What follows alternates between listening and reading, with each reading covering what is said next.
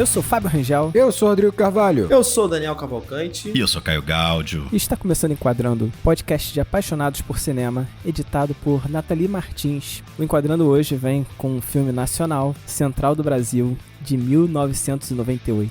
Olha, eu já tinha visto esse filme antes, né, mas foi incrível rever. Eu acho que eu era muito novo pra entender a grandiosidade desse filme, assim. Eu acho que eu vi esse filme pela primeira vez com 13 anos. E revendo agora, cara, que porrada. Porrada que esse filme. É verdade. Eu lembro de ver muito naquele hype do Oscar, né? Tem que ver e tal. E, pô, não fazia ideia por que esse filme merecia tanto Oscar, né, cara? E de fato merecia, assim, disparado. Ele parece um filme simples, né? Demais, né? É difícil a gente classificar, né? Porque assim, você fala assim, ele é um filme simples na sua concepção, mas, cara, ele entrega muito, cara. É bizarro, assim. E eu tô com o Fábio aí. Quando eu era pequeno, eu vi esse filme, cara, a gente até fala, pô, filme chato, né? Filme... Mas, gente, é uma jornada emocional que ela é densa pra caramba, assim. Tu sai do filme em catarse, é um negócio muito diferente. O filme é do diretor Walter Salles. Esse é o principal filme dele, né, que trouxe o maior reconhecimento, mas ele também tem o famosíssimo Diário de Motocicleta, muito bom. Terra Estrangeira e um segmento no filme Paris, Te Amo. Cara, o Diário de Motocicleta, assim, um filme maravilhoso também, né? Um road movie aí, assim, muito América Latina. Bom demais. É muito bom também, e ele tem o excelente Abril Despedaçado também, que recomendo aí. E importante pro filme que nós vamos falar aqui, que é o Central do Brasil, né? Tá no mesmo movimento, Na mesma pegada, né? O roteiro também é do Walter Salles, com a participação de outros dois roteiristas brasileiros também. Um é o Marcos Bernstein e o outro é o João Emanuel Carneiro. Porra, o maluco escreveu Avenida Brasil, irmão. Exatamente isso que eu ia falar. Ele tem outras coisas, tem A Favorita, ele tem também, mais recente agora, minha esposa gostou muito, que é Todas as Flores. É um sucesso do Globoplay. Deus é Brasileiro, lembra disso? Deus é Brasileiro, nossa, né? E se você pegar, né, cara, Avenida Brasil tem um quê aqui, né, de Central do Brasil também, né, assim, o gostinho tá ali também, né? Novela muito boa. A gente também não pode deixar de citar aqui, porque Central do Brasil é marcado pela face da Fernanda Montenegro. Ela é uma das mais reconhecidas entre as atrizes brasileiras, né? Um ícone no nosso cinema e na nossa televisão. Cara, Central do Brasil é um marco na história do cinema brasileiro, sabe? Ele coloca o Brasil de volta no circuito mundial de cinema. E eu já tô emocionado de falar desse filme, sério. Eu já tô emocionado assim, de falar. Foda. Cara, o que é Fernanda Montenegro, cara? É uma parada, assim, é inacreditável, assim. Essa mulher é um monstro, cara, não dá. É aquele tipo de pessoa que quando abre a boca você vai parar pra ouvir o que ela tem a dizer, porque ela... Assisti uma cacetada de entrevistas delas aqui pra pesquisar sobre filmes. Ela passa uma tranquilidade, ela passa uma serenidade e uma sabedoria absurda quando fala, até ao lidar com as próprias emoções, assim. Eu vi bastante coisa dela sobre o Oscar, por exemplo. E aí, pra completar o que o Fábio disse, o filme coloca a gente de volta no circuito, porque também é um filme que vai ser aclamado pela crítica e vai culminar na indicação da Fernanda Montenegro para melhor atriz no Oscar de 99 e melhor filme estrangeiro também. Então é de fato o Brasil na vitrine do mundo ali novamente. Indicações que acabaram sendo polêmicas, né? Pois é, rolou todo um questionamento na época, a gente vai falar mais disso. Ela perde o Oscar de melhor atriz pra Gwyneth Paltrow. Complicado, hein? Shakespeare apaixonado, né? Isso, acho que é... Que é ok, né? É um filme, né? Definitivamente é um filme, né? Vou falar uma coisa assim que eu penso sobre esse caso da Fernanda Montenegro e do Oscar, sabe? É como se, na verdade, não é a Fernanda Montenegro que não tem um Oscar, sabe? É o Oscar que não tem a Fernanda Montenegro ali. É um absurdo isso. E outra coisa, né? Premiar A Vida é Bela no lugar de Central do Brasil é ultrajante. Pra mim é ultrajante. Nada contra. Pra mim nada é contra ultrajante. Você não tá sendo É, clubista não, né? Tá sendo clubista não, né? Eu gosto do Roberto Benigni, mas é uma oportunidade absurdamente perdida pro Oscar. Não pra gente, não pro povo brasileiro, mas tipo... É sério, eu acho uma oportunidade perdida. Não, mas eu acho que você dar pra Vida é Bela é menos ofensivo do que você dar o Oscar pra Gwyneth Paltrow. Eu acho que é foda. Porque assim, esse momento do Oscar era um momento complicadíssimo do Oscar. Já haviam alguns debates, algumas polêmicas sobre isso. A compra dos Oscars, né? Uma compra indireta ali, né? você dando presente Um pros lobby, né? votantes, Um um lobby lobby muito forte, gigante da né? Miramax e tal. Que continua acontecendo. Continua né? acontecendo. O Shakespeare Apaixonado talvez tenha sido o momento mais delicado do Oscar nesse aspecto. E infelizmente vai pegar a Central do Brasil, né? Como também vai acontecer com Cidade de Deus, né? Cidade de Deus não vai ganhar um Oscar merecido, um filme que tá na história do cinema. Mas também tem um preconceito mesmo, né, cara? Eu acho que é inegável, isso sim, é foda, né? Tem. Nem faz sentido essa polêmica, sabe? Porque a grandiosidade desse filme ultrapassa isso, ultrapassa essa polêmica e coloca uma pedra por cima dessa polêmica, sabe? Eu também acho. Não tem discussão. E ela lida muito bem com isso, assim, pelo que eu pesquisei, né? Daniel parece já um amigo da Fernanda Montenegro, né? Parece um Por amigo quem me que... dera, pelo amor de Deus, moleque. 10 segundos ao lado dessa mulher. Tá chamando de Nandona. Pode crer. Ela lida bem com isso porque ela deu, nas várias entrevistas que eu vi, ela fala, cara, não dá pra ganhar esse Oscar. Não dava, ela é lobby. Ela realmente usou até essa mesma palavra que o Fábio usou aí. E ela fala, cara, não tinha como ganhar esse Oscar. Então, assim, é legal o momento, foi um momento legal pra mim, mas, sabe, ela não se importou muito com o prêmio, na real, sabe? E eu acho que o Brasil reconhece, né? Fez essa correção moral aí. E, cara, ela é a maior atriz brasileira, assim. Se parar pra perguntar pra 10 pessoas, 11 vão lembrar de Fernanda Montenegro no top, sei lá, 5 de melhores atrizes do Brasil. Melhor atriz, irmão, praticamente. Deve ser melhor. Eu acho que a gente também não pode subestimar, é óbvio que ganhar um Oscar é uma coisa importante, não tem como, né? É o prêmio mais conhecido, mas né, e a gente gosta de um reconhecimento internacional, né, pra validar as nossas coisas nacionais. Mas eu acho que tem um fator aí grande, né, que era exatamente o que a gente falou, é o momento da retomada. É o momento da retomada porque a gente estava num momento muito ruim do nosso cinema, né? A gente estava num momento ali de neoliberalismo extremo, né? E aí a primeira coisa que corta são os incentivos à cultura, né? Que é considerado coisa menor. O Collor assume ali na década de 90, no início da década de 90, e sai cortando tudo. Deixa de ter Ministério da Cultura, acaba com a Embra Filmes, que era a empresa que financiava tudo. Exatamente. Então, assim, eu tava vendo um artigo que fala que em 1992 a gente soltou 2 longas. 2 longas só. É putaria, 2 né, unidades cara, de É longa. inacreditável. Então, porra, esse filme, do tamanho que ele é, com a produção que ele tem, com a qualidade que ele tem, assim, realmente, cara, ele é o marco desse momento, sabe? De retomada, que culminou nas obras que a gente tem hoje ainda, né? Assim, que a gente ainda tá engateando, mas que conseguiu reacender ainda a nossa indústria. O Oscar seria uma parada, seria, porra, a cereja do bolo dessa história toda, né? Mas tudo bem, a gente não precisa disso, não. O Walter Salles falou uma coisa muito importante, assim, que o Brasil ficou muito tempo sem ser visto no cinema. Então, assim, o Brasil a população brasileira deixa de se reconhecer em tela, né? Você não tá contando histórias do povo brasileiro, histórias do dia a dia. E aí, é por isso que esse filme é muito poderoso também, porque ele vai jogar na nossa cara um Brasil que a gente não tá assistindo, mas que é o Brasil do dia a dia do trabalhador mesmo, é do dia a dia das pessoas comuns, é do dia a dia das pessoas mais simples. Então, ele é revelador, ele é reconhecível, assim, são muitas valências. Então, é um filme muito forte. Cara, eu acho que até se você pensar em termos de retomada do cinema ali, vai ser por volta da primeira metade da década de 90, né? Vai ser nomeado a retomada do cinema brasileiro em 95, aquele filme da Marieta Severo, né? O Carlota Joaquina, né? Assim, tem gente que considera que esse movimento vai enfraquecer, ou pelo menos terminar ali perto do Cidade de Deus, sabe? É o último ato, né, desse movimento e tal. Mas, cara, eu acho Central do Brasil o exemplo perfeito do que foi a retomada. E tem muito que o Daniel falou.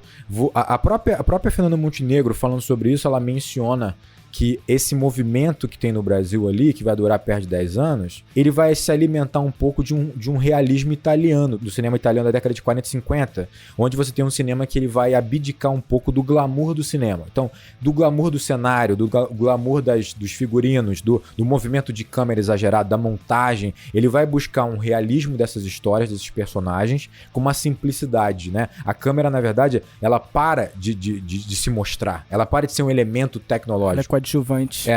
Tipo assim, ela passa a ser só um elemento que vai capturar uma história, bem discretamente, né? E essa é uma filosofia do próprio Walter Salles.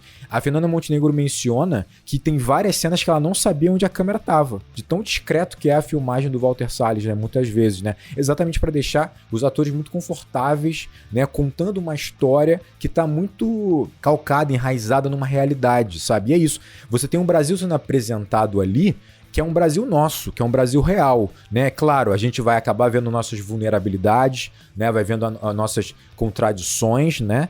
Mas ainda assim há um respeito, né, do valor desse mesmo povo que tem essas grandes histórias. O filme representa isso, né?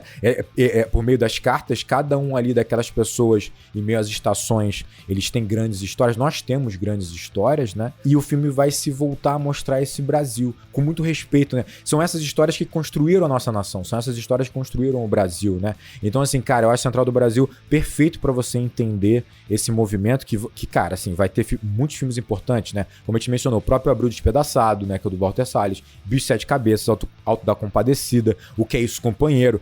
São grandes filmes, né? São grandes filmes que vão retratar um Brasil mais real. E ele tem essa capacidade muito grande de abraçar um pouco diversas culturas, diversas lógicas do nosso povo, né? É claro que ele tá mostrando uma parte do Nordeste ali, né? Que é uma parte que é normalmente mostrada, né? Que é a parte do sertão e tal, né? Da pobreza, daquele povo. Mas, assim, ele consegue criar uma familiaridade muito grande, tanto com a gente, que né? Somos 4 sudestinos né? da capital, né? De viver a vida em metrópole, né? E assim, mas você vê ali, né? Você vê aquele começo, a gente se identificou com aquele começo e por mais que seja uma coisa meio distante da gente, a gente também se identifica um pouco com aquelas pessoas ali, né? Um parente nosso, né? Avô e tal. Você consegue enxergar isso ali, eu acho que tudo com muito respeito, né? Tudo com muito carinho, assim, né? Por essas histórias. Eu acho também. Isso é muito curioso no filme, porque você começa, pra nós, pelo menos aqui, né? Ele começa num local muito familiar, literalmente, conhecemos os pontos, né? A gente conhece a Central do Brasil, a gente conhece os pontos visitados, e ele vai caminhando para um Brasil que a gente não conhece presencialmente, mas que a gente conhece as histórias, né? Parece que no início do filme a gente tá realmente recebendo essas histórias, as pessoas estão contando as histórias para nós, né? E a gente vai rumo a um Brasil desconhecido que a gente aqui na capital ouve falar. A gente vai andar na direção dessas histórias, né? Exatamente. É muito poético isso, né? Quando o Rodrigo fala assim, tem tudo a ver com essa retomada dessas histórias, a gente pode lembrar que o filme começa literalmente as pessoas contando essas histórias, exatamente, né? Pra câmera, né? Tipo, olha, tem muita coisa pra ser contada, né? Pra ser colocada pra fora, né? Assiste aí, né? E eu morei ali, né? Eu morei quase 10 anos da minha vida ali, perto verdade, da Central, né? Do Brasil, né? Morei, né? E vivi ali, né? Minha faculdade era quase em frente ali na Central do Brasil, né? E eu muitas vezes ficava pensando nisso, né? Assim, graças a esse filme eu ficava assim, caraca, quantas histórias tem naquele lugar, né? Quantas pessoas, como existem mundos ali, né? Que a gente não tem noção, né? E essa coisa que eu acho que a gente até vai falar um pouco mais pra frente, como tudo ali é tão estático e tudo é tão dinâmico ao mesmo tempo, né? Como aquelas mesmas pessoas estão ali sempre, mas as coisas mudam, às vezes a gente nem percebe, né? Eu ficava nessas divagações, assim, com esse filme, cara. Sempre vinha na cabeça aquelas entrevistas, assim, cara, quantas histórias dessas a gente não conhece, né? Eu acho foda de ver a primeira cena da Central do Brasil, é porque a cena pra mim tem cheiro, cara. Eu sei o cheiro daquele lugar, sabe? Não é difícil de adivinhar não, hein?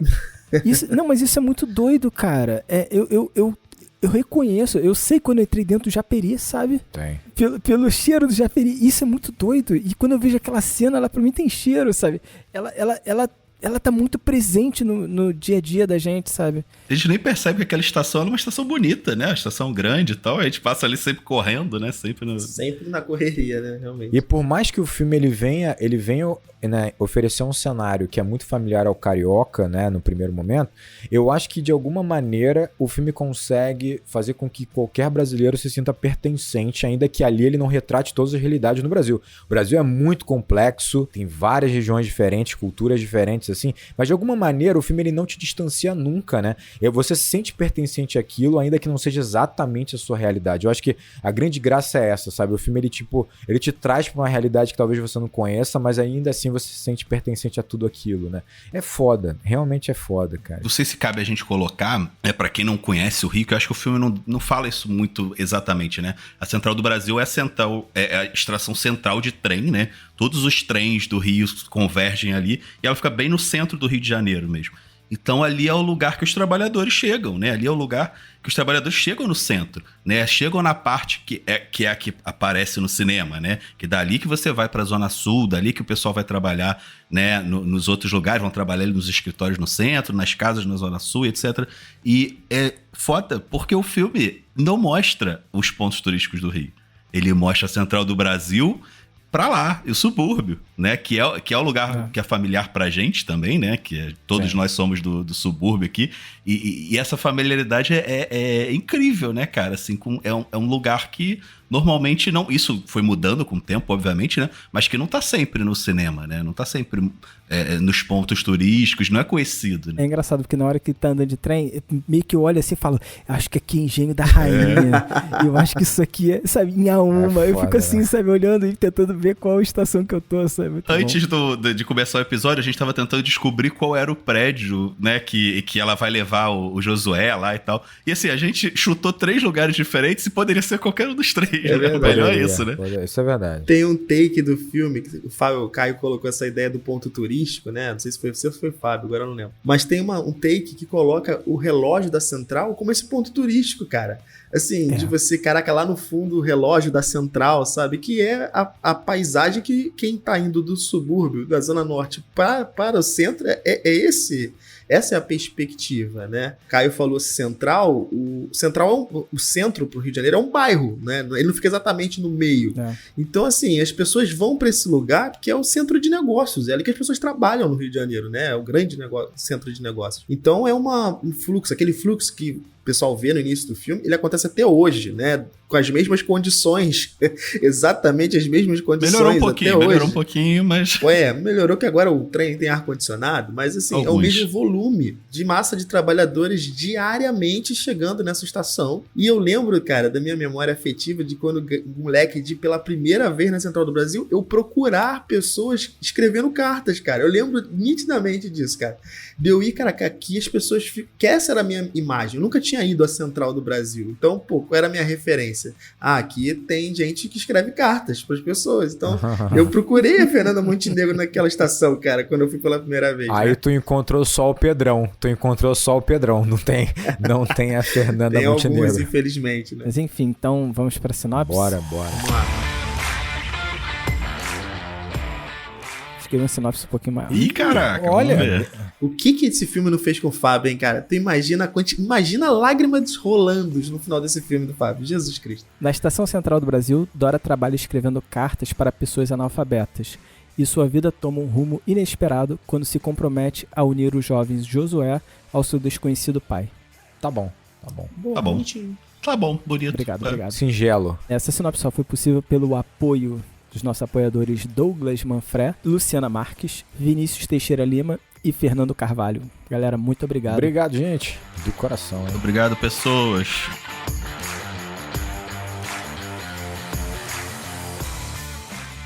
A gente tava comentando sobre a introdução do filme, né? Cara, eu acho essa introdução absurda. Não só pelo reconhecimento que aquele lugar tem, sabe, sei lá, de repente o reconhecimento pesa, né? Eu olhar e me sentir familiarizado, realmente, sabe, tipo, o filme tá falando sobre uma realidade que eu meio que conheço, sabe? Isso é muito forte, mas tudo bem. De qualquer forma, sei lá, essa estação meio que ela faz parte da minha vida, né? E faz parte da vida de muitos brasileiros, assim, sabe? Passar pela Central do Brasil. E aquela introdução, ela apresenta um olhar tão delicado, sabe? Curioso pra aquela população, sabe? Que, cara, me causa um arrepio logo no começo, sabe? Eu já me emociono só de ver essa cena. Eu acho que a introdução, ela é brilhante, sabe? Pra começar esse filme, porque pra mim ela é a energia que movimenta toda a história, sabe? É como se tudo ali pudesse iniciar e finalizar naquela introdução, sabe? Uhum. Como se ela fosse perfeita, sabe? Eu acho que tem dois sentimentos assim que eu tenho. Primeiro, que é muito bem escolhido a primeira história a ser contada pra gente né? Daquela moça que tá mandando uma carta, né, pro amor dela que foi aprisionado, Nossa, né? Tá numa prisão. É potente, você já tá jogado, você já tá emocionado, você já tá totalmente envolvido, né? Parece uma mensagem sobre cinema também, né? Sobre o cinema brasileiro, assim, ó. Mesmo que você tivesse preso durante muito tempo, eu vou te esperar. E o cinema voltou, realmente, né? Parece isso. É verdade, é verdade. E aquela ali é uma história adaptada de uma história real, é bem interessante. E o legal também é imaginar pra mim o tempo inteiro isso. E o filme faz essa analogia quando monta as cenas das pessoas migrando pelas estações, pelos trens, né? E aí e cortando isso com as pessoas, né? Com close na câmera, falando pra gente as suas histórias, de que você pode construir um filme central do Brasil com qualquer pessoa que você pensar ali, sabe? Qualquer pessoa ali pensada vai criar uma grande história, um grande filme, porque cinema é sobre isso. Cinema é falar sobre histórias humanas, de pessoas, sabe? É impressionante, é impressionante. Realmente, o início é muito potente. E assim, a gente vê a plataforma, né? A gente vê a plataforma, a gente vê as pessoas saindo do trem, né? A música tocando e, cara, você tá de cara com close pra uma pessoa chorando. Exatamente, já, sabe? Emocionado. Exatamente. E a dor dela é muito real, assim, sabe? Então, é muito forte. Como é que pode? Eu acho a introdução muito incrível. E assim, eu li um pouco sobre essa cena e o pessoal sabe, né? Provavelmente que alguém que já viu o filme deve ter imaginado. São pessoas reais, né? De fato, ali contando parte das suas histórias. E o Walter Salles falou que as pessoas realmente se voluntariavam para falar, contar um pouco do dia a dia delas na frente da câmera, como se realmente quisessem ser vistas, né? Como se quisessem aparecer. E aí tem esse obviamente, um local absolutamente cosmopolita, onde tem gente do Brasil inteiro, aparecem histórias do Brasil inteiro, né? Então ali logo no início do filme a gente vê pessoas do Nordeste, de Minas Gerais, salvo engano, tem uma senhora de Minas Gerais. Tem já um retrato do Brasil ali, né? Um minuto de tela você já tem um retrato da diversidade brasileira, né, sendo mostrado. Então, parece que qualquer pessoa que você pince ali vai te dar uma história de vida a se contar, né? E a gente só vai ter contato com o protagonista logo depois, né? Ou os protagonistas depois. Mas sei lá, tem algo muito perfeito nessa introdução que eu, sei lá, defino como a alma do filme tá ali, sabe? Tipo, onde você nem viu a Dora ainda, como o Daniel falou, você nem viu o Josué, ou a mãe do Josué, mas já tem muita coisa só nessa mulher falando, sabe? Porque como a gente tá vendo ela de frente, assim, sabe? É como se você estivesse muito próximo dela, sabe? E você tá vendo que ela tá entregando pra outra pessoa, não só a sua história, sabe? Ela tá entregando seus sentimentos, ela tá fazendo com que outra pessoa seja o meio da mensagem que ela tá enviando, sabe? Pode parecer pequeno, mas isso é uma responsabilidade muito grande. Você receber essa história. Essa é a alma do filme, sabe? A responsabilidade que você tem pela história que o outro te conta, sabe? E Central do Brasil começa com isso, sabe? E é muito pequeno, mas é gigantesco, sabe? Cara, eu concordo muito, assim. Eu até cheguei a fazer uma anotação que, pra mim, o grande arco da Dora é exatamente ela teve que ver a concretude daquelas histórias, porque ela vai até os remetentes, né? Ela vai também a quem recebe as cartas também, né? Quando a gente vê esse início de filme, a gente tá vendo ali um Brasil que foi obrigado a migrar, né? Um brasileiro que foi obrigado a migrar para essas grandes cidades, entre aspas, como Rio de Janeiro, São Paulo, né? E aí você vê ali aquelas pessoas numa massa homogênea, né? Que foram engolidas por isso, né? Que vão perdendo sua identidade, sua cultura. E é isso que passa essa ideia de que eles estão perdendo a conexão com as raízes que eles sempre tiveram, né? E ali naquele momento você vê que os discursos, eles são de dor, eles são de saudade, eles são de sofrimento, eles são dessa desconexão, né? Que você não vai encontrar naquela estação. A estação é engraçada porque é uma estação de conexão entre trens e pessoas, mas você não encontra conexões ali, né? Agora, quando você vai para as pessoas, para o interior daquelas mesmas pessoas que vão receber essas cartas ou vão enviar essas cartas, as cartas são completamente diferentes. Ali há a verdade que você vai encontrar. E a Dora teve que encontrar essa verdade nesse interior, né? Para que ela pudesse entender que ela tinha essa verdade o tempo inteiro, todo dia que ela escrevia cada cartinha na Central do Brasil, sabe? É muito bonito e é muito poético aquela primeira frase, aquela primeira história, mas ela já é substituída por outra. E outra, e outra, e outra. E essa montagem ajuda a gente a entender também que aquilo ali, de certa forma, é efêmero, né? Que aquilo ali também, se ele não for guardado devidamente na memória, ele passa. E como passa pra gente a vida, assim, né? As histórias, as memórias e tal. E as coisas que a gente tem de relevante, elas vão passando, né? Elas vão caminhando e quando a gente vê, já passou. Como você colocou bem, ali no grande centro é isso, né? São tantas histórias, são tantas pessoas, são tantos mundos à parte que tudo dilui, tudo vira uma coisa só, né? Tudo vira um amontoado de pessoas só, né? Indo e voltando e passando, e ninguém tem tempo de parar e conversar. Né? Ninguém tem tempo de parar e tirar uma foto, ninguém tem tempo de fazer um novo amigo, né? E a Dora tá totalmente inserida nisso, né? Ela tá fixa naquele lugar, ela tá parada naquele lugar, mas ela não consegue criar raízes ali também, né? Assim como as pessoas que estão passando também ali. É bonito e é triste ao mesmo tempo, né? E eu acho que é muito tom do filme, né? Exato. Eu acho que o que você fala traz uma camada além de quando você vê a Dora, você vê ela escrevendo aquela história, ela tá registrando aquela história, ainda que ela não dê importância.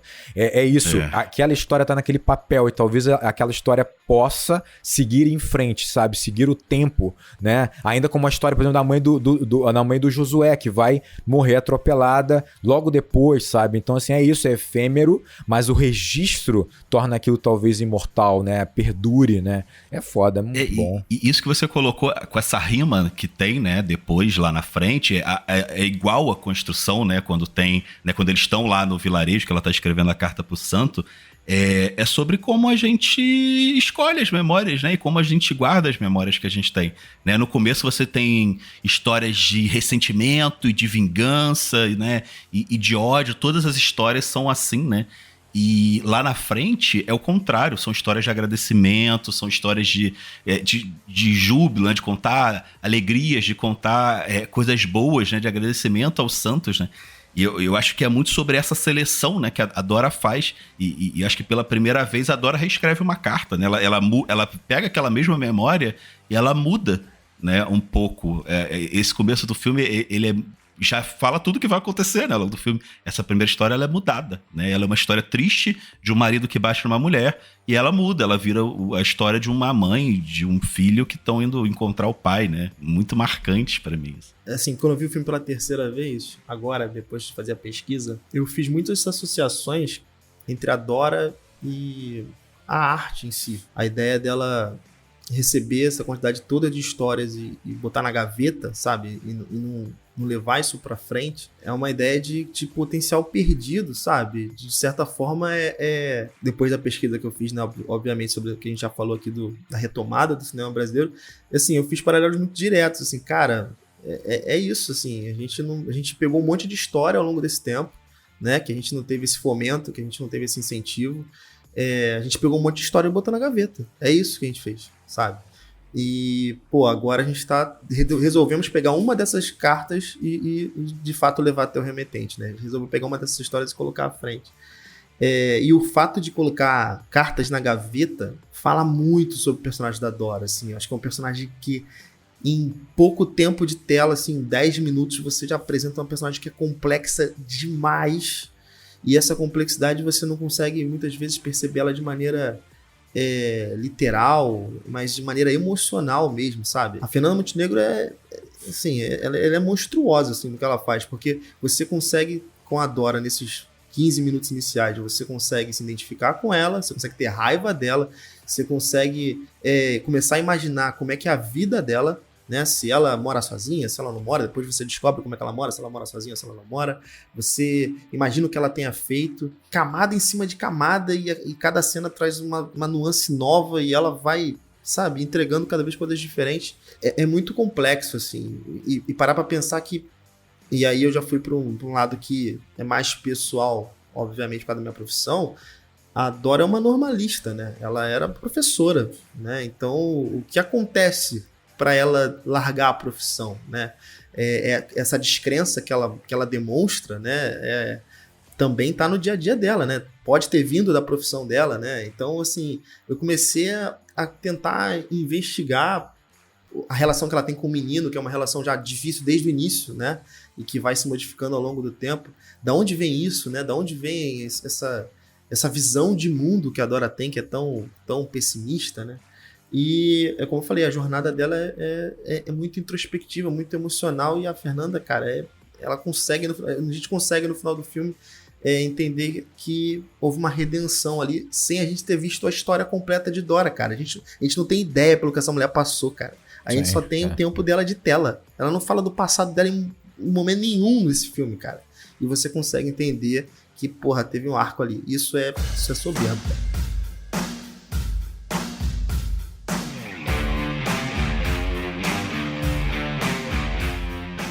E eu acho fantástico a direção, e não a direção do Walter Salles, também é fantástica, mas não é sobre isso, mas a direção para onde esse filme vai. A gente tá fazendo um movimento inverso da migração. Isso é incrível. Ele é um filme que basicamente é vamos colocar um road movie. É um road movie. É um road movie. E a gente tá fazendo essa direção inversa.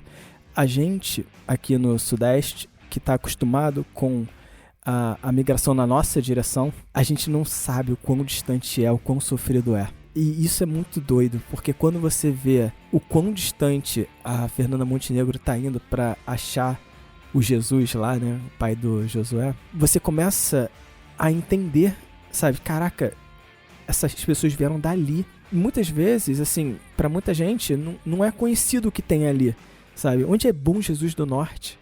É muito, sabe, tipo, não tá no mapa pra mim, não é o Rio de Janeiro, sabe? E isso é muito forte nesse filme, porque ele vai valorizando esses espaços.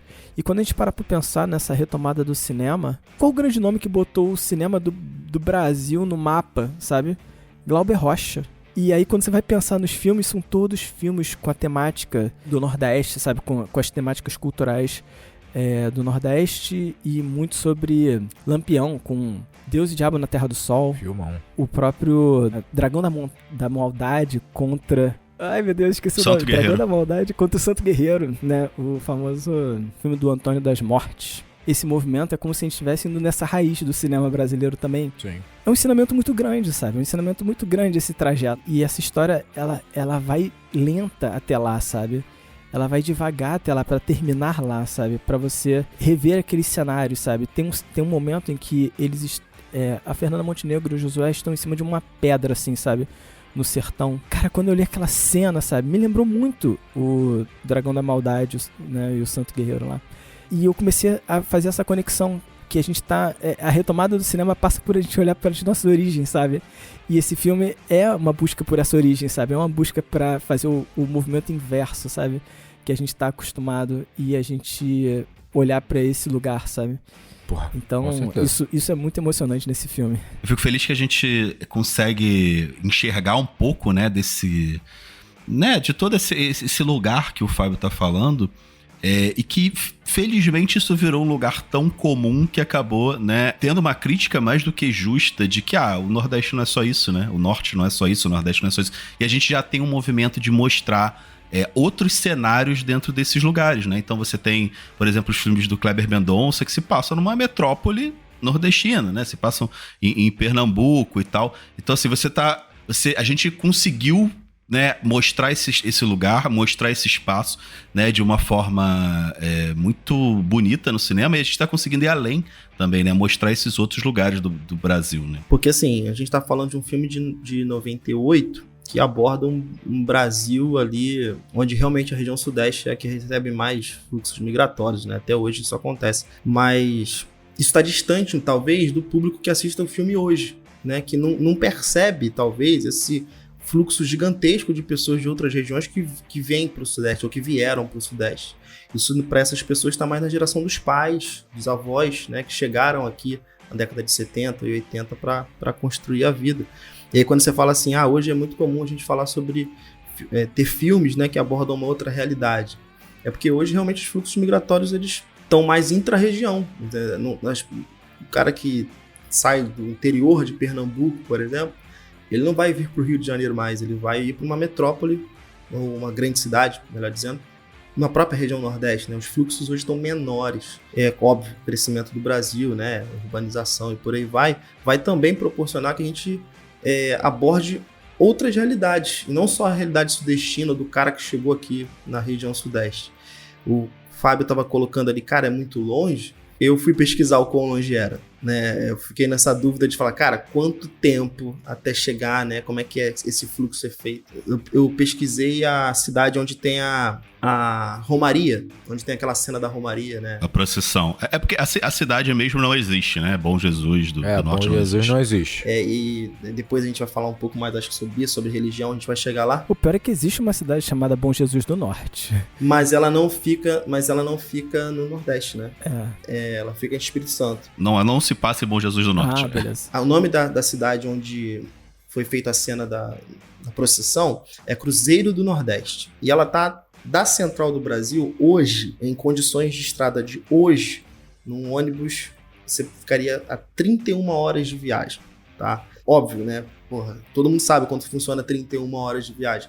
Mas se você parar pra pensar num Brasil de 20, 30 anos atrás, onde as rodovias são outras, os acessos são outros, as condições de viagem são absolutamente diferentes das que nós temos hoje. E você parar pra pensar que hoje, 30 anos depois, essa viagem, forma mais rápida dela acontecer, né?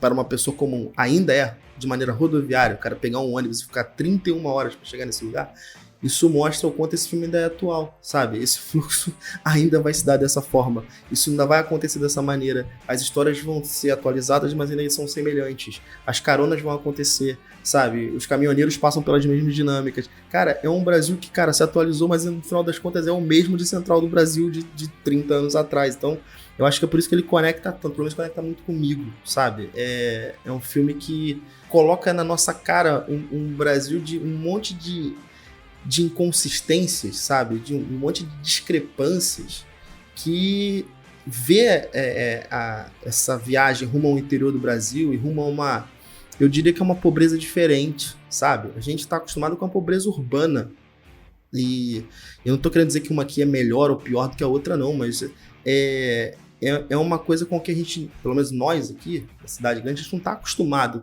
com essa dinâmica de vida, sabe? Então pra gente soa mais agressivo, né? Soa mais difícil, quando na verdade, óbvio, é difícil pra todo mundo, mas tem um quê de exótico pra gente que, ao mesmo tempo que assusta, te dá a vontade de, caraca, de saber mais, sabe? Pra mim esse filme tá num lugar muito, muito específico. Então é muito difícil pra mim falar dele sem tocar num ponto de vista muito emocional, sabe? Pensar do ponto de vista racional. Porque eu acho que ele tem uma função interessante nesse ponto. Eu acho que você usou uma palavra aí realmente que é importante, assim, a meu ver, né? E aí com a minha cabeça de carioca, né? Sudestino, se eu tiver errado, por favor, me corrija aí. Mas eu acho que ele consegue entregar esses lugares, né? De forma a não ser exótico, justamente a não ser exótico, né? Ele consegue dar uma familiaridade pra gente daqueles espaços ali muito grande. A gente até falou isso lá no começo. Né? E eu acho que é muito isso, porque é perigoso, né? Um lugar perigoso que você tá mostrando. A gente discutiu muito isso lá em Quem Quer Ser o Milionário. Às vezes você cria uma imagem realmente desse lugar. Você valoriza coisas daquele lugar que você não deveria valorizar, justamente para você mostrar essa coisa exótica, né? Essa coisa, é muito diferente e tal, né? Em Quem Quer Ser o Milionário, essa pobreza extrema ali, né? Então você cria uma coisa romântica quase daquela pobreza. E eu acho que aqui ele consegue ser bem real, né? Existe pobreza, existe dificuldades e tal, mas também existe esperança, também existe, né, o momento de agradecer ali, né? Eu acho que ele consegue fazer de um jeito bem bonito. Posso falar o que eu identifico na fala do Daniel? Seguinte, uma coisa que parece ser um pouco assustadora pra mim é a questão da solidão que você pode sentir quando você tá longe de uma cidade grande. Uma cena que me trouxe muito isso, tanto a cena dos dois sentados em cima da pedra, como os dois sentados em cima de um chafariz desligado, assim, numa pracinha, esperando o ônibus, quando o caminhoneiro vai embora. O caminhoneiro, né? Ou quando eles estão naquela casinha, né, do Gessé, e eles estão indo embora, e aí você vê o plano, sabe, pela porta do garoto indo embora. Tudo parece muito afastado, as pessoas parecem muito sozinhas, e pra mim, o sentimento que me assusta é esse sentimento de solidão. Mas não quer dizer, por você estar numa cidade grande, que você vai se conectar. Eu diria até que pelo contrário, cara. Exatamente. Mas eu acho que esse contraste é que é foda. A gente se assusta de ter medo de estar sozinho, mas a gente já está sozinho, sabe, no meio da multidão. E lá você está acompanhado isoladamente, sabe? Tipo, no lugar, sabe? A TV a Romaria, claro. Não, mas eu acho engraçado você falar isso, porque realmente, assim, você olha uma cidade do interior, pequena, e você vê muitos espaços, né? Há muitos espaços entre as pessoas, né? São poucas as pessoas, né? Há muito silêncio. Não há aquela baderna, aquela bagunça do trânsito. Não há aquele volume de pessoas atravessando. Então, a cidade dá uma sensação de que esse volume de pessoas, porque estão muito próximos, né? Porque há um acúmulo de pessoas, a gente tem uma sensação de proximidade, que é falsa, completamente falsa, né? A gente está muito distante emocionalmente. Enquanto quando você olha o interior, que há muito silêncio, há muito afastamento, dá uma sensação de distanciamento, que é o contrário. Na verdade, eles estão bastante conectados, assim. E é muito doido você pensar que eu entendo bem esse contraponto do Daniel e do Caio, faz muito sentido, porque assim, quando você pega uma pobreza como aquela e você dá tanta realidade, tanta humanidade àqueles personagens, você vai se conectar. Porque você está se conectando com a humanidade daquelas pessoas, né? E isso talvez possa gerar em você uma sensação de que você está conectado, na verdade, com o contexto delas, o que não é verdade. Só que você não pode ignorar que o contexto delas vai gerar características e força nesses personagens. Tem uma frase, cara, da Fernanda Montenegro que me pegou muito, assim. Ela fala o seguinte, que quando teve a Romaria, né?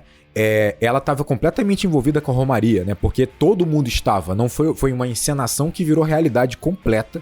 As pessoas realmente devotas, entregando sua fé, todo mundo conectado, e ela não teve como não se conectar. E ela coloca assim, que aquela fé tão profunda, ela existe porque lá há uma carência tão profunda quanto. É uma compensação, né? A necessidade de sobrevivência daquele lugar, de coisas básicas, é tão intensa que você consegue gerar essa fé tão profunda, esse desespero por uma ajuda do divino. E ela fala que durante a procissão, ela falou que ela se conectou profundamente com aquilo, não por uma questão mística, uma questão simplesmente de fé a esse divino, mas mesmo com a consciência social que ela tem do que gera aquela fé tão intensa, aquela conexão, ela se conectou e o que ela fez foi rezar também. Ó, que coisa impressionante, meu irmão. Não só pela necessidade daquele povo, mas porque ela se conectou também. Cara, é isso. É muito entrelaçado a ideia da necessidade, gera essa fé intensa, que vai gerar uma cultura, vai gerar uma conexão, vai gerar uma força, mas que não deixa de ser vinda de um contexto que não deveria existir, que é uma pobreza extrema, que gera tanta carência. Cara, é impressionante. É impressionante ver essa realidade. Só pra contextualizar o que o Rodrigo tá falando, essa cena da procissão, que a gente já falou que, né, já fez referência a algumas vezes, ela ia ter uma quantidade X de pessoas, ela estava planejada, só que apareceram muito mais pessoas para fazer, né? Você começa a fazer uma procissão, né? E as pessoas vêm. O Walter Salles fala, cara, o cinema deixou de ser cinema, e ao deixar de ser cinema, ele se tornou mais cinema ainda, né? É porque você tem muito mais gente e as pessoas estão imbuídas daquele sentimento, e é isso que a Fernanda falou, que o Rodrigo trouxe aí. Eu também anotei aqui, cara, porque é um relato de um poder, cara, que quando eu ouvi ela falando isso, quando você revê a cena, torna a coisa muito maior. Porque ela fala, cara, quando eu tô passando naquelas pessoas, quando eu tô entrando naquela casa, e aí tem esse lance da câmera, né? Ela não sabe onde tá a câmera exatamente, ela só entra na casa e dá o texto, ela encontra pessoas rezando de fato, cara. Pessoas, pô, ajoelhadas. Tem uma cena que é um cara com uma pedra na cabeça. E aí o Walter Salles fala, cara, o filme vai começar a ter um tom meio que documental por causa disso. Porque eu preciso documentar o que tá acontecendo ali. Aquilo não é mais filme, aquilo é realidade. Então, e aí o filme tem toda uma cara documental desde o início, se a gente for parar pra pensar, né? Da primeira cena lá, né? Tem já é a pegada do realismo, né? Já é uma pegada muito mais... documental, e aqui a coisa vira realidade, cara. Então, assim, a Montenegro, ela traz... Ó, Montenegro, uma intimidade, tá vendo? A Fernanda Montenegro... Rapaz. Nandona. A Nandona traz uma frase da Simone de Beauvoir, que ela fala assim, o acaso tem sempre a última palavra. E aí ela fala, naquele momento, o acaso deu o tom da cena. Naquele momento, o acaso trouxe o que ia acontecer. E ela fala a mesma coisa em relação ao garoto, ao menino. Ao Vinícius. Que vai ser escolhido depois. E aí são várias coincidências, né, cara? Assim, essa cena sequer era pra... Essa cena não tava no roteiro originalmente. Esse momento aí, ele passaria num circo e tal. E aí o Walter Salles insistiu, falou, não, eu quero gravar essa cena, eu preciso gravar essa cena e tal. E a galera, pô, cara, não tem dinheiro pra gravar isso. Olha a cena que tu quer fazer. Um circo dá pra fazer agora. Pô, botar quase 1.000 pessoas no lugar pra gravar uma procissão, né? Pra ficar o dia inteiro gravando uma procissão. E ele fala isso, realmente, né? Que, assim, foi um negócio que ele perdeu o controle. Falou, cara, eu perdi o controle da cena e ela aconteceu, assim, do jeito que era pra acontecer. O pessoal louvando alto ali, cara, aquilo ali não tava, muito daquilo ali não tava no script, o cara com a pedra na cabeça não tava no script. Então, assim, e ele falou que deu uma hora, assim, depois de algumas horas de gravação, ele falou, cara, acabou. Né, a gente não vai conseguir gravar, o pessoal vai começar a ir embora, a gente pagou X horas, né, de gravação, e ele falou que a hora que ele começou a achar que a coisa ia degringolar, o negócio foi crescendo, faltou gente, e de repente começou a chegar gente na procissão, começou a chegar cada vez mais gente, ele acha que chegaram tipo, umas 100 pessoas que não estavam originalmente ali, e aí ele fala isso, e assim, é curioso essas coincidências do cinema, né, porque é isso mesmo, o menino também é uma coincidência, né, cara? Enorme, ele tá... a história dele é muito a história do Josué. Desse Brasil, né? Do Josué, Parece né? muito, do Vinícius Oliveira, né? Ele falando isso é muito emocionante, ele chora, assim, a entrevista que eu vi. O Vinícius Oliveira era engraxate, ele trabalhava no aeroporto, e um dia ele falou que olhou um cara e falou, pô, esse cara tem cara de ter dinheiro, eu vou pedir pra engraxar o sapato dele. Aí ele olhou e falou, ele tá de tênis. Aí falou que ele virou as costas, mas ele sentiu como se fosse uma mão no ombro dele. Falou, não, vai lá, pede pra ele. Aí ele falou que foi lá e pediu uma comida pro Walter Salles. E aí Walter Salles deu e tal. E aí quando acabou ele falou assim, olha só, menino, você não quer fazer um teste, não? E ele falou, sei lá o que é teste, sei lá o que é isso, sei lá o que é esse cara, mas vou fazer. E aí ele chegou em casa e a mãe dele não deixou. Porque tava rolando muito tráfico de criança, tráfico de órgão e tal. Vamos parar pra pensar que isso aqui no Rio de Janeiro é meio bizarro mesmo, não tá? é saudável isso. É foda, né? Não é saudável. E aí ele falou que ele esqueceu dessa história, deixou pra lá, e um dia ele tava trabalhando lá no aeroporto, e aí chegaram 2 caras pra ele e falaram, você que é o Vinícius? E aí ele falou, pô, caraca, o que eu fiz, né, cara? O que aconteceu? E aí era o Walter tinha mandado o pessoal da produção ir atrás dele, porque ele, assim, ficou encantado com o menino e a forma que ele agia era perfeita, exatamente, casava perfeitamente com o papel. E aí ele correu atrás e ele não tava errado, né, cara? Esse moleque é absurdo, né, cara? Também. Caraca, absurdo. Só um parêntese aqui, é loucura pensar que o personagem principal do filme é menor de idade e foi fazer um teste sem consentimento da mãe, colocado no carro por 2 adultos. Assustador, cara. é assustador. Não, depois parece, ele não conta direito, mas ele fala que depois foi uma coisa mais formal, né? Ele levou o irmão.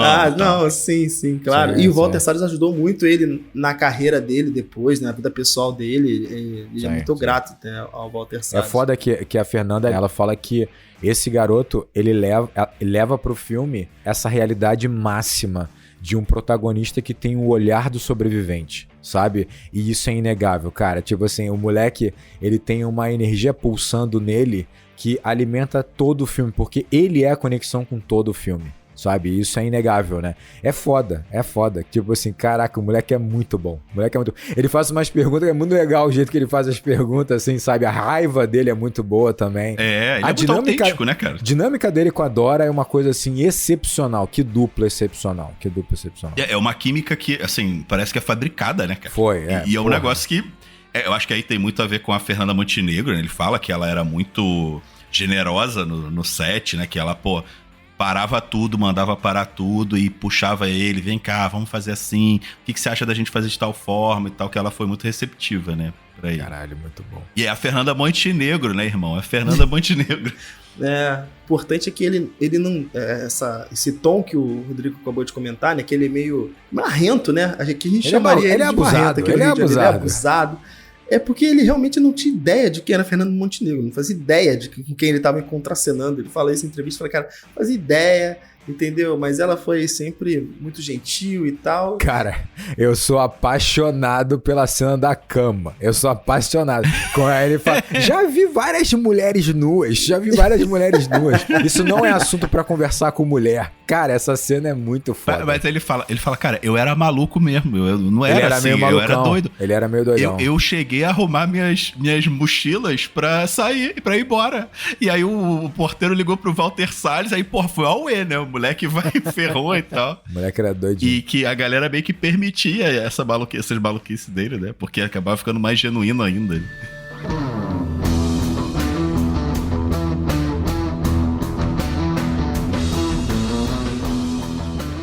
Então agora vamos voltar aqui pro arco da Dora. Esse acaba sendo o ponto mais importante do filme, né? O filme ele fala sobre essas relações que são criadas e perdidas. E eu entendo que o arco da Dora ele é muito envolvente, pois ao mesmo tempo que ela quer em algum momento ter uma conexão com o Josué, ela também não quer, né? Porque ela também não quer ter alguma responsabilidade ali, sabe? Tipo, ela precisa entregar o Josué. E aí parece que o início dela, ela é movida por sentimentos muito exacerbados, assim como cobiça, o arrependimento, o rancor, né? Parece que precisa de muita coisa pra atravessar a Dora, sabe? Ela é muito rígida, né? E aos poucos ela vai se afeiçoando ao menino, ao mesmo tempo que ela tem esse distanciamento, digamos assim. E eu acho interessante que ambos possuem um certo passado em comum, né? Que é o abandono da figura paterna. E o Daniel também comentou sobre o contraponto, né, do otimismo e o pessimismo, né? O otimismo do Josué, que o pai dele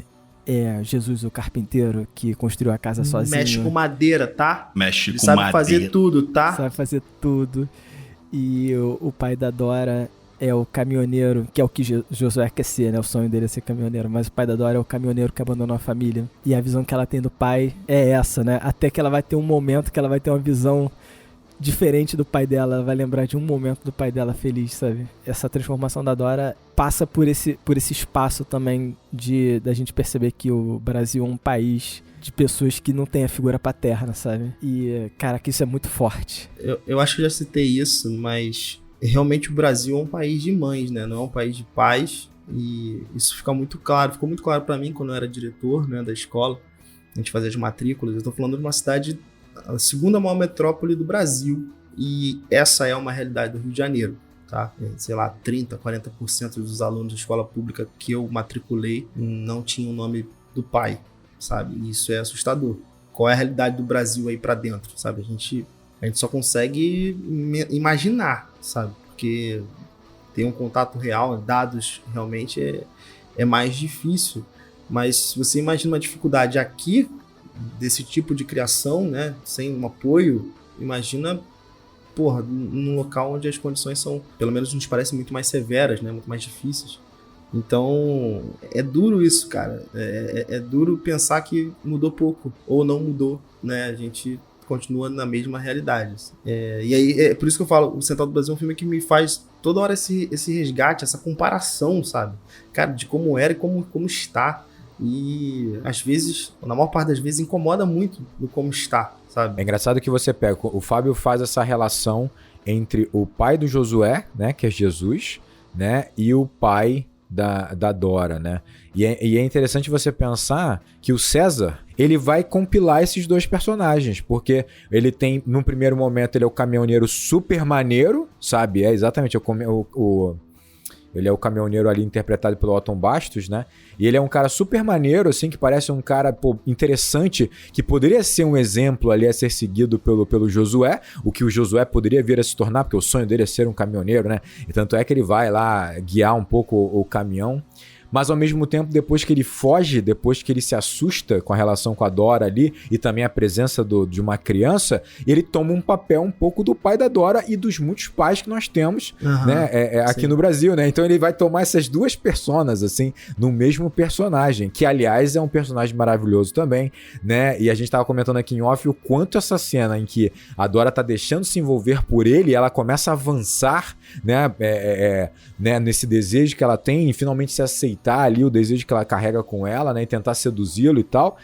Cara, essa cena é espetacular, espetacular. E vai terminar com ela chorando atrás de um basculante, que é foda demais também. Que plano foda, foda. cara. Que cena foda. Que cena foda. Porra. É literalmente isso, né? No momento que ele começa a entender a responsabilidade que ele teria de educar aquele menino, né? Porque ele fala que ele é uma pessoa, né? Ele agora é de Deus e tal.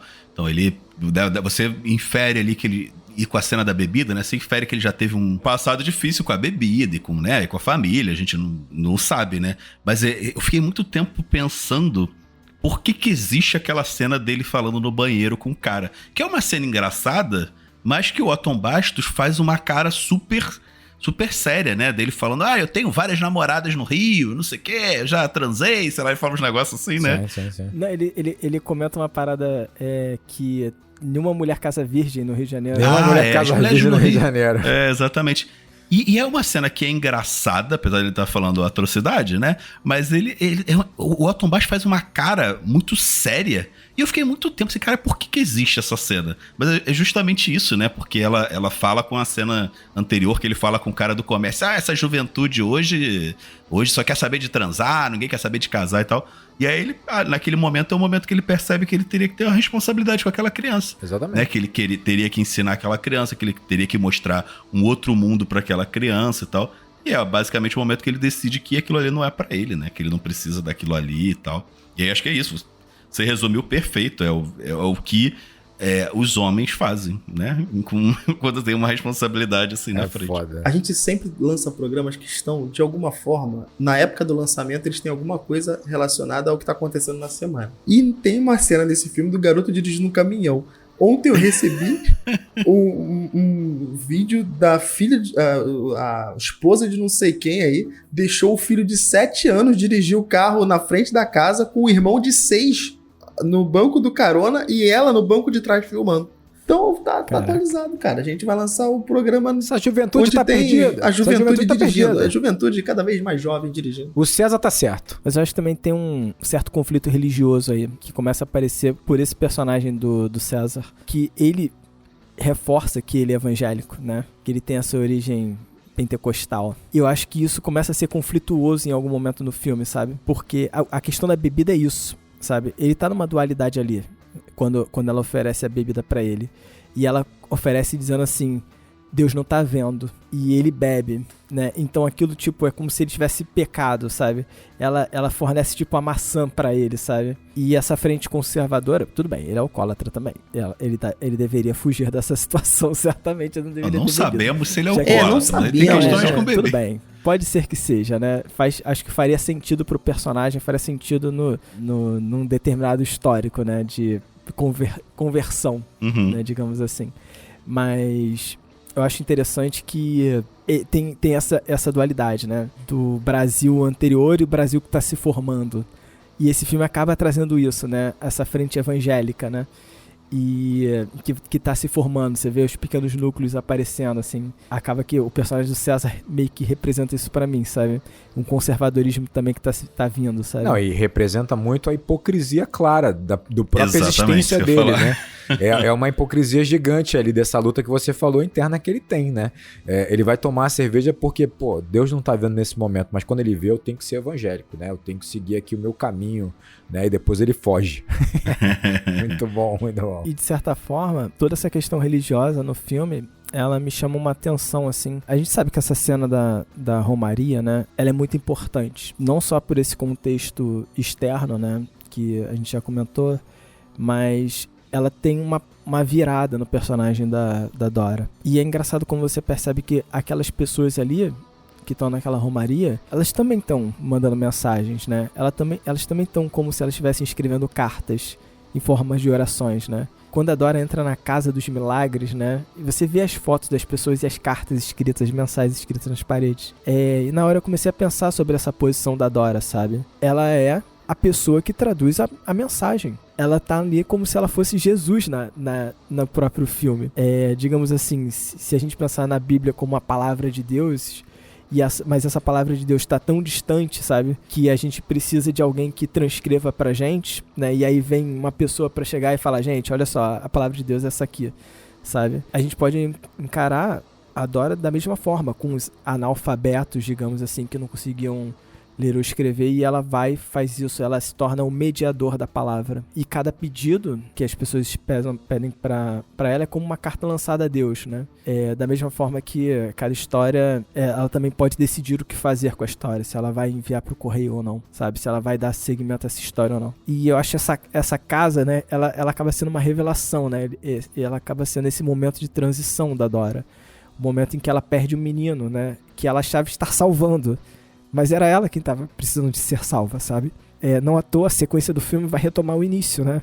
Vai retomar a Dora novamente mudada. Só que agora é uma Dora que aproveita as histórias, aproveita a experiência de ser esse meio, né? E aí esse filme volta a ser muito emocionante.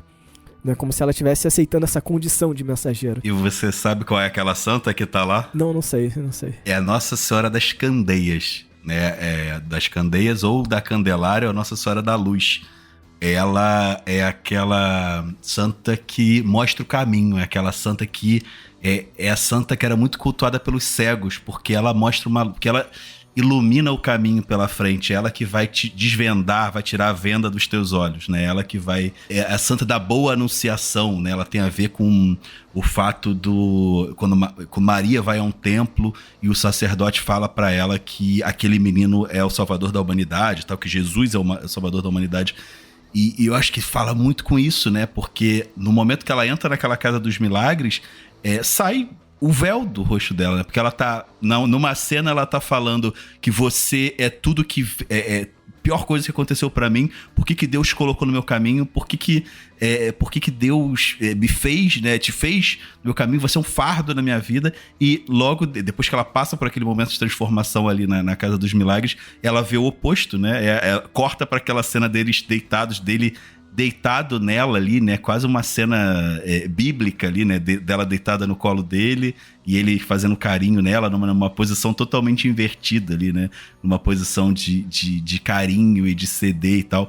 E é isso, né, assim, ela tira, né, ela começa a enxergar o que é importante naquela situação, né, pra poder levar essa mensagem. Só pra fazer o advogado do diabo aqui, aproveitando a temática. Que é um momento sacro, tu vai meter essa. Momento sacro, é claro, porque ela vai cobrar pelas mensagens, tá? Que ela vai escrever agora e enviar pro Altíssimo, ela vai cobrar também, tá? Então, calma aí. Ela precisa comer. Ela precisa comer.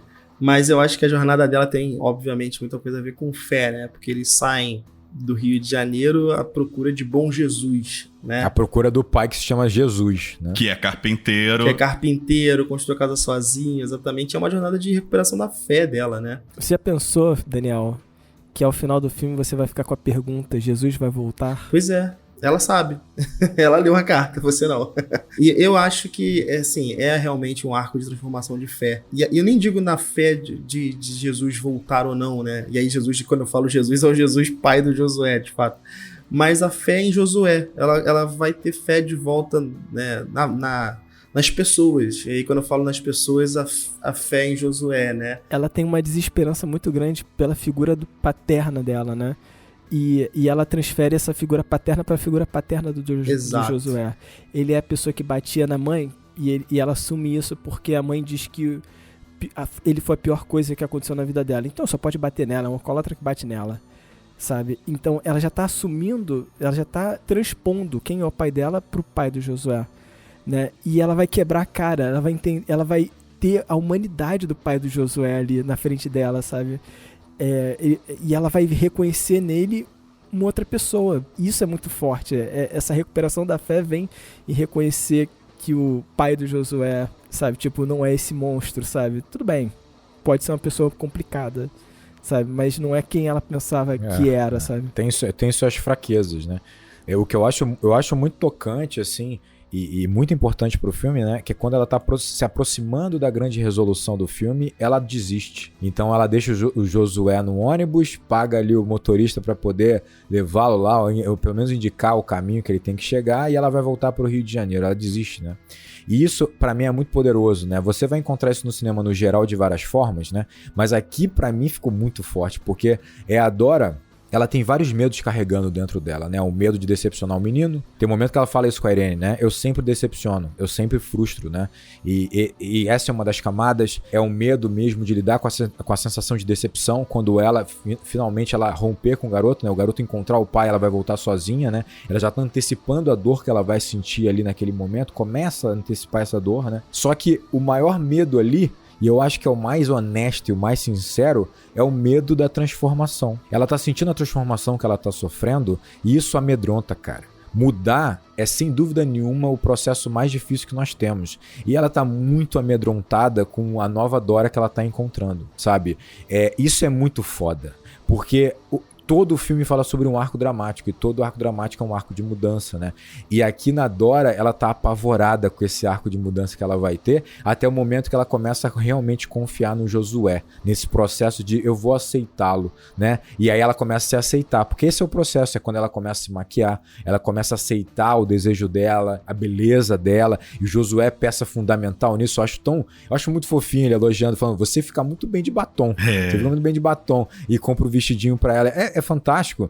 E o que eu acho maneiro, assim, a gente tá falando sobre essa busca por Jesus, né? E o filme não necessariamente ele traz esse caminho religioso, né? O que ele consegue fazer aqui é mostrar que, independente da figura que conecte aquelas pessoas naquela procissão, naquela romaria, né? Que no caso ali, obviamente vai ser Jesus ou uma figura importante cristã e tal, independente disso, há conexão. E é exatamente o que isso está faltando para Dora, né? É exatamente que falta ela encontrar a humanidade nos outros e em si mesma para que ela possa finalmente se conectar, né? E isso é fantástico, cara. Tipo assim, cara, é muito bom. É muito bom. Que arco maravilhoso. Eu gosto de pensar que o filme fala pra gente mais ou menos assim, né? Que nós temos o poder de ser como Deus, de conectar as pessoas, de se conectar com as pessoas, de ouvir as suas histórias, de valorizar as histórias. A Dora, para descobrir isso, ela tem que cruzar o país. Ela tem que cruzar o país para perceber o poder que uma carta possui quando ela escreve a carta dela, sabe? Ela descobre isso, ela descobre esse poder, sabe? Que ela sempre teve, mas que ela não valorizava, como se deve ser valorizado. Ela não percebia, né? Ela vai perceber, na verdade, fazendo o próprio trajeto da maioria das cartas que a carta faria se ela tivesse enviado a carta de fato, né? É muito foda. E com isso ela percebe que se abrir, né, sair daquele casulo que ela vivia, daquele, né, local fechado que ela vivia, tem suas dores, né? Você vai mandar cartas que... É assustador, né? Mas você vai mandar cartas que estão xingando alguém, cartas de muita dor, cartas de muito desespero. Mas você vai mandar cartas também de muita alegria, né? De agradecimento. E as relações são muito isso, né? Assim, quando a gente se abre para as pessoas, né? Para as outras pessoas, a gente está sujeito às maiores dores e às maiores alegrias também, né? E não é fácil, né? A gente vive num mundo que se isola cada vez mais, né? Que a gente vive em bolhas cada vez mais. E esse filme, acho que fala muito sobre isso, né? Que como você vai... se abrir e pegar o melhor disso, né? Pegar as melhores mensagens e realmente colocar pra frente, né? E aceitando que às vezes é isso, às vezes, né? Aceitando as dores. Vai ter dor, né? Vai ter dor, vai ter sofrimento, vai ter decepção, né? Pô, eu vou falar pra vocês, eu adoro ouvir os depoimentos. É uma coisa assustadora. Também. Como é que eu gosto de ouvir desses depoimentos que acontecem no meio do filme, sabe? Como o Rodrigo falou, né? Torna o filme muito real, né? Ganha um aspecto de documentário, mas é muito mágico ao mesmo tempo, sabe? Tem um rapaz que escreve uma carta pro menino Jesus, sabe? E eu acho de uma leveza, eu acho de uma simplicidade, mas ao mesmo tempo, porra, é tão belo, sabe? Quando ele vai agradecer a chuva. Choveu, sabe? Caraca, porra, isso é muito forte. Foda, né, irmão? Não, eu acho que todos são foda. Do senhorzinho, quando ele tá muito feliz, ele diz, eu finalmente posso comunicar que eu estou muito feliz e tal. Caraca, assim, é de uma potência, né? A realidade, né? É potente. Mas é porque eu acho tão engraçado quando o rapaz escreve a carta para Jesus, o menino Jesus e acabou. Sim. Essa carta não vai chegar. Não. Olha aí, olha o descrente aí, ó. Você tá sem fé, você tá igual Dora. É pelo registro, sabe? É pela forma de tornar concreto um agradecimento, sabe? Exatamente, tanto é que ele leva a carta. É isso. Ela leva a carta, né? Ela muda tudo, né? Ele ia fazer diferente, né? Ele ia fazer o que ela ensinou ele a fazer. Ah, não, sim, né? sim. Eu tô que falando que tem alguns que levaram a carta consigo, né?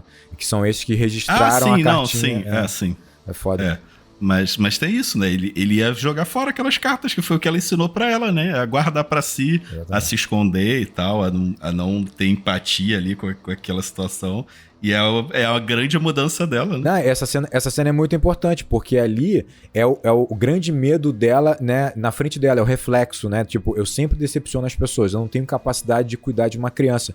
E ali ela vê, de fato, se ela não se abrir, esse será o futuro do Josué, né? Esse é o reflexo, é isso que ela tá transmitindo, né? O tempo inteiro ela transmitia, né?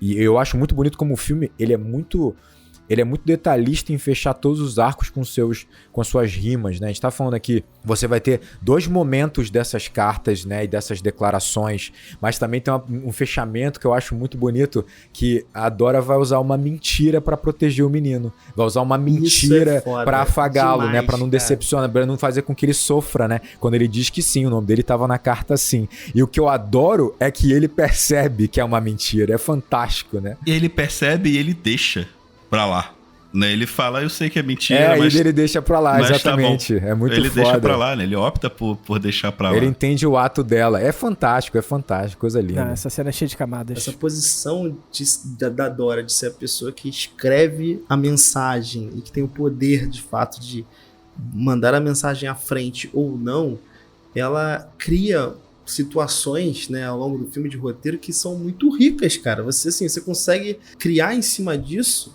E quando chega nessa cena que o Rodrigo acabou de falar, da mudança da carta, né? Que eu acho que são 2 cenas poderosíssimas, muito próximas, né? É essa e a cena final dela lendo a carta no final do filme. É sacanagem. Essa cena é sacanagem. São 2 cenas muito poderosas, muito próximas, assim. E que, cara, é isso, né? Ela tá ali em tempo real, alterando a carta, né? Pra contemplar o menino, né? E deixa... E assim... Eu li um pouco mais sobre essa cena porque eu gostei muito dela, e eu fui ver a entrevista do Matheus Nastergaile, né, que faz parte dessa cena, é um dos irmãos de Josué, e ele chora na cena, não sei se vocês lembram disso. Não, eu ia citar ele. Ele chora real ali é o ator chorando, não é o personagem, sabe? Porque ele viu a Fernanda Montenegro interpretando ali a carta. E é muito tocante, de fato, né? Porque você percebe que ela tá mentindo, sabe? Ou não, sabe?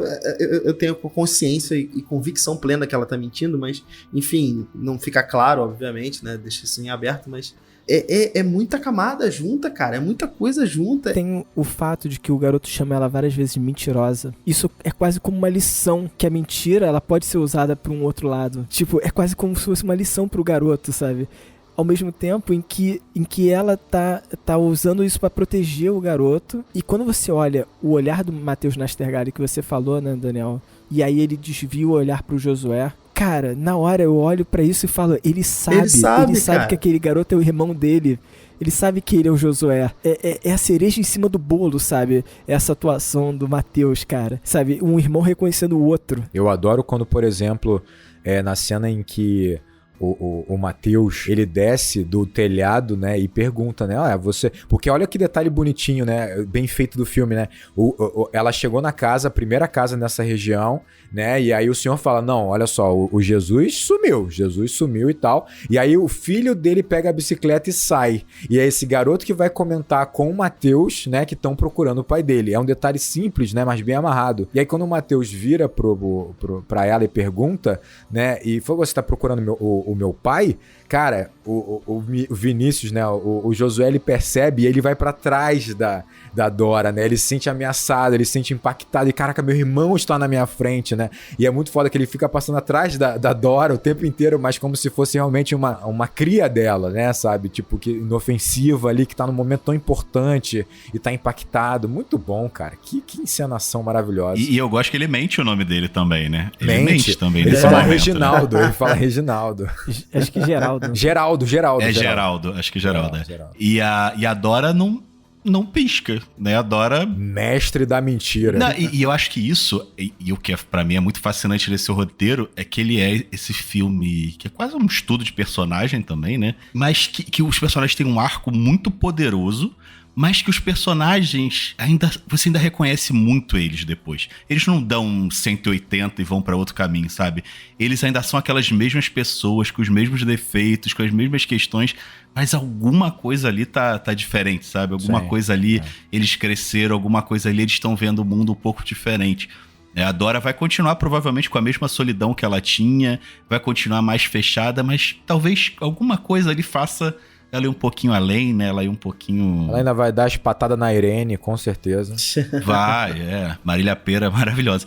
E eu acho que isso tem muito a ver com a trilha desse filme, cara. Eu fiquei muito fascinado com a trilha desse filme, mandei 500 mensagens lá no nosso grupinho, falando pra eles ouvirem essa trilha. Cara, porque eu comecei a ouvir a trilha, e a trilha desse filme é uma parada de doido, assim, uma parada muito incrível, cara. Ela é de dois caras incríveis, assim, do Antônio Pinto, que é um cara que fez a trilha sonora da Cidade de Deus, é um cara que já fez 1 milhão de trilhas sonoras, carreira internacional e tal, e o Jacques Morelenbaum, que é um sobrenome difícil, mas que é um violoncelista bem conhecido, e trabalhou muito com Caetano, com Tom Jobim e tal. E, cara, eles fazem essa trilha sonora muito simples, sabe? É uma trilha sonora extremamente simples, e como eles brincam com essa trilha sonora ao longo do filme todo.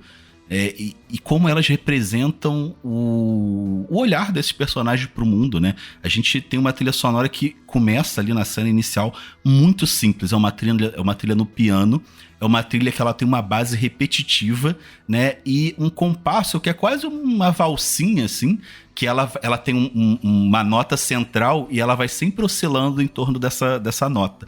Né, são acordes que vão sempre oscilando em torno dessa nota. Então ela vai pra frente, ela vai pra trás, mas ela permanece sempre igual. É uma melodia que não evolui, sabe? Que ela não avança. E esse é o tema central do filme, né? O nome é Central do Brasil. Inclusive, se vocês procurarem no Spotify, aí tem a trilha completa. Eles usam muito sabiamente, né? Essa trilha é uma trilha muito tímida no começo. Ela é muito... Você quase não ouve ali ela no meio dos trens, no meio da correria e tal. Apesar dela ser bastante marcante, né, com o pessoal falando em cima, e ela vai se transformando ao longo do filme. Se você pega ali no meio do filme, é ao mesmo tema, as mesmas notas, mas ela tá uma trilha grande, sabe? Ela tem uma orquestra de fundo, ela tem vários instrumentos de corda, né? O Morelenbaum tá tocando o violoncelo, que é lindo, lindo, lindo nesse filme, assim. E ela carrega essa coisa da estagnação, né? A base dela é sempre igual, é sempre uma repetição de 2 notas, num ritmo sempre constante e tal, mostrando muito essa vida, né? Que a Dora tinha ali, né? Uma vida de mesmice e tal, que às vezes vai um pouquinho pra frente, às vezes vai um pouquinho pra trás, mas no fundo ela é sempre igual, né? E a graça dela, pra mim, tá na última cena, né? Se vocês pegarem no Spotify, a última cena, acho que é Carta de Dora, o nome da trilha, é o mesmo tema, exatamente o mesmo tema, ela começa igual no começo, e aí na trilha tem a carta da Dora, e logo em seguida ela entra muito semelhante ao inicial, mas o arranjo que eles colocam tem parece ser um violino, não consegui identificar exatamente se é um violino ou um violoncelo, cara, que aumenta assim a trilha. Ela é quase a mesma coisa, né?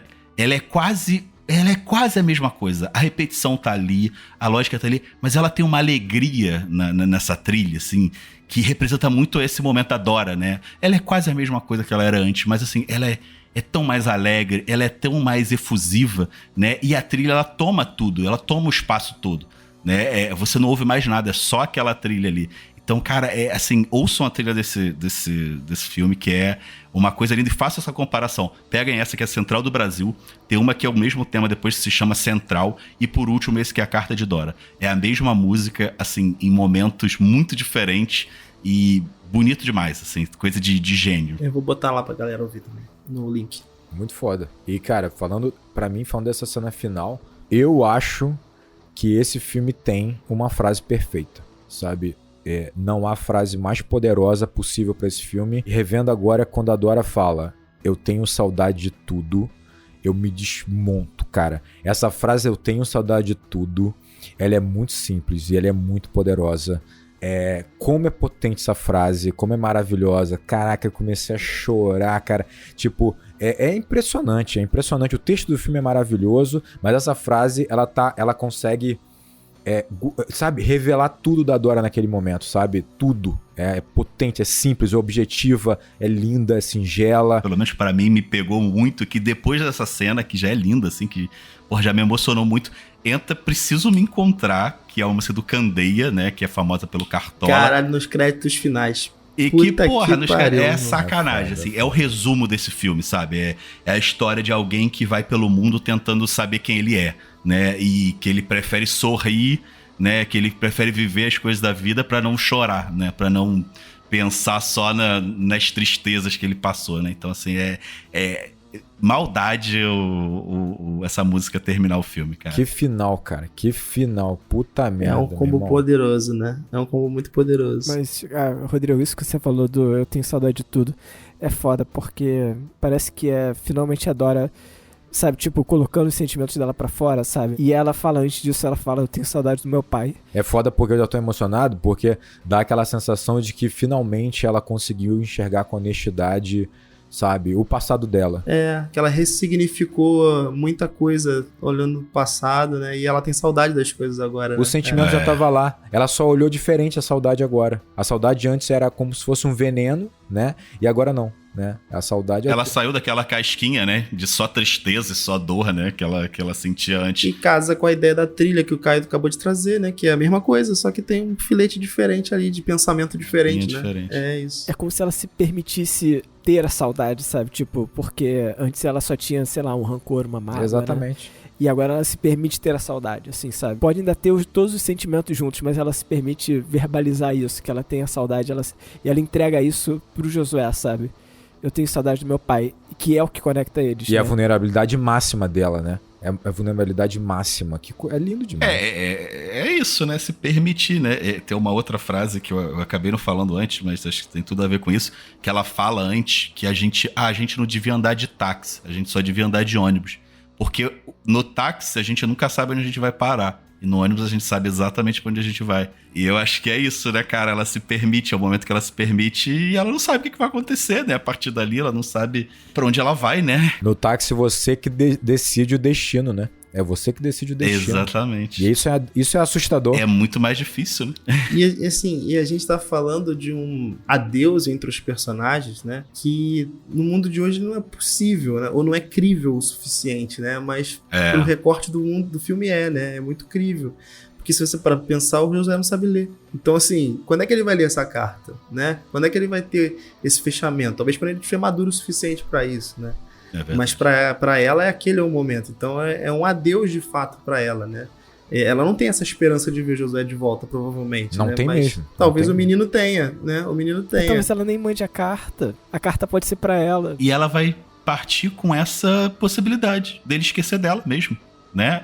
Dele esquecer de tudo que eles passaram e tal. Mas pelo menos tem a fotinho lá, né? Lá do Padre Cícero, né? Pelo menos pra tentar lembrar um pouco, né? Ela escreve, né? Eu digo isso porque tenho medo que um dia você também se esqueça de mim. Se você acha que esse filme aí não é político, Isaías fala lá em dado momento, isso aqui é tudo invasão. Isso aqui é tudo invasão nessa porra aqui. Tudo invasão. É verdade.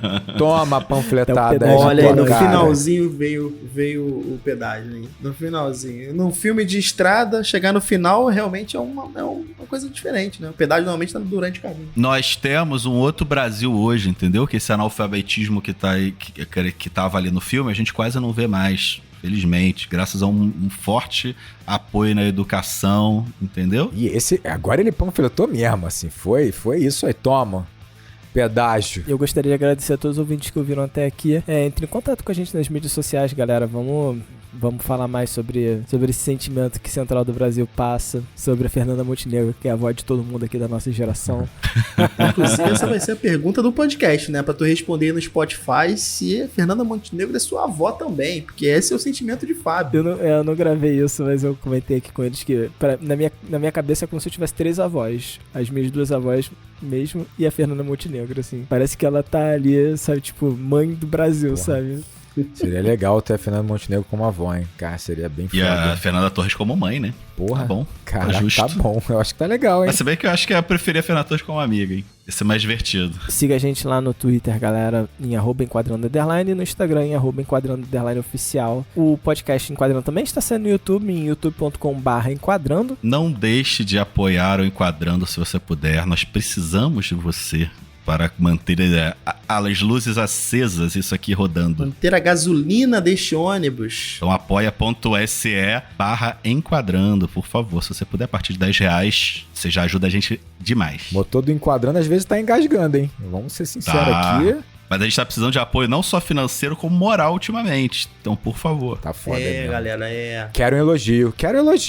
Quero 5 estrelas. A gente caiu pra 4,9 estrelas, tá? Lá no Spotify. Alguma coisa aconteceu. Então você, ouvinte aí, por favor, dá lá a estrelinha pra gente, as 5 estrelas lá. Se você é ouvinte novo que tá chegando também, avalia pra ajudar na divulgação aí do projeto. Então é isso, galera. Muito obrigado. Um grande abraço. E bons filmes.